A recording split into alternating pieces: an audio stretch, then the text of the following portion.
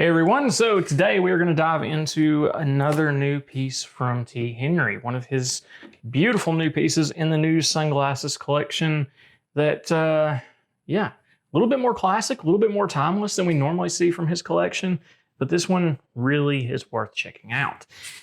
I generally lean much more exotic, but this one has enough exotic hint and oomph to it that it gets a pass anyways.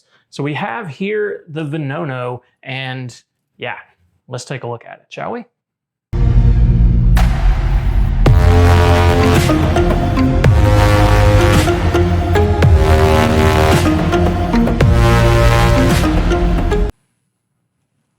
So real quick, as it always goes, if you're new here, smash that subscribe button. Helps support the channel, helps me do this fun stuff and play with cool sunglasses that you might not get to see anywhere else. Now, I promised we were going to talk about the Veneno today, so that is what we're going to do.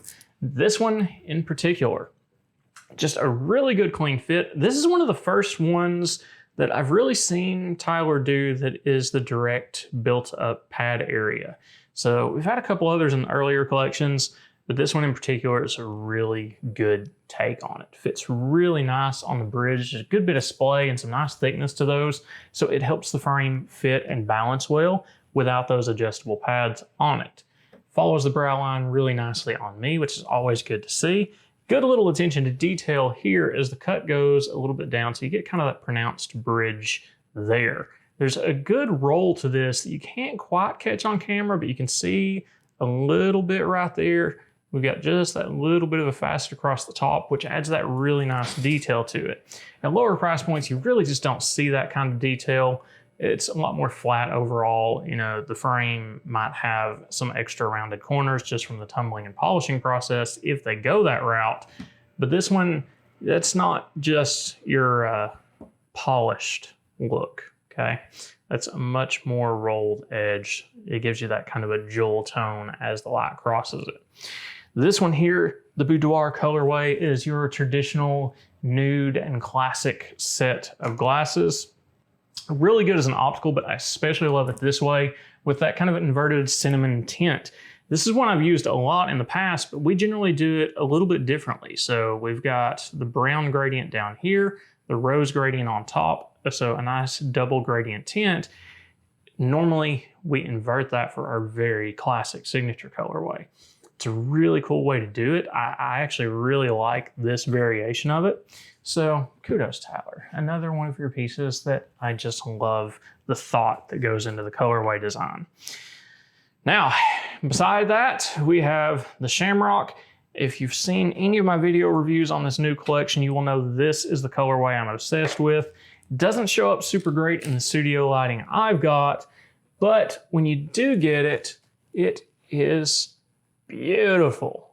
Can't quite get it here, but just barely. If I had this directly next to the asteroid piece, which is the black and gold, you could really see it. But you've got a very dark green translucence to the Shamrock colorway. Some nice lenses here as well. It is a very cool double gradient that is kind of an orangey amber to a soft medium brown. So kind of the, the medium brown from over here pulls in on the bottom, getting a little bit more of an orange brown top. Very, very beautiful. We amped that up for the last Shamrock we did in a Valhalla and made that one absolutely sing. But this is the colorway you can really see the detail, the extra bevels really start to come to life in this one. The only thing I don't love about this particular colorway is you do lose a little bit of the depth and the beauty in those temple core designs. So on this one, rather than having that overt kind of obvious beautiful temple core, it's a little bit more buried. If you like a little bit more neutral, I guess that's a good thing, but I kind of like to see these beautiful details come to life. On the Boudoir, you can still see it rather easily and rather nicely because this one's a little bit more light transient than the other. As far as overall balance, fit, and feel, it's really good on the face. This is going to be more your medium to small, kind of an average size face. On me, it looks a little bit small, but realistically, it is a very, very good sizing. Temples are going straight back. It's flowing with that cheek line nicely. This is more of what you would call your kind of vintage tailored fit on a little bit larger face. More exact, more specific, right? It's not that big, oversized just massive look like we see in, we'll always bring this one up when it comes to big fits, that Valhalla, just huge. We love it too for different reasons though, right?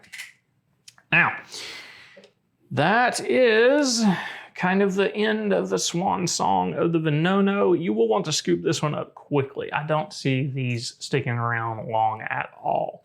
Another one, I didn't really get into this too much, but it is always nice to see, of course, the continuation of the 5-barrel hinges in all of these. Really, really nice. We actually have a nut and a bolt through there, so always good.